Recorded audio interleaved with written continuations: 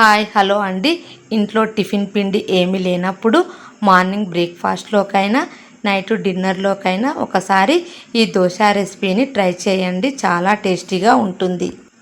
ఇందుకోసం మిక్సీ జార్లోకి 1 కప్పు గోధుమ రవ్వను, టేస్ట్ కోసం 1 టీ స్పూన్ షుగర్ని, 1 టీ స్పూన్ ఆయిల్ను యాడ్ చేసి మెత్తటి పొడిగా గ్రైండ్ చేసుకొని ఒక గిన్నెలోకి తీసుకుందాము.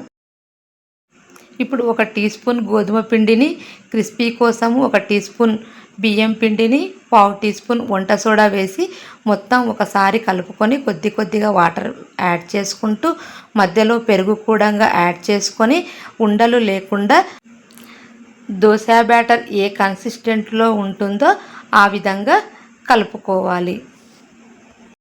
కలుపుకున్న తర్వాత ఒక 10 మినిట్స్ పాటు పక్కన ఉంచుకుందాం.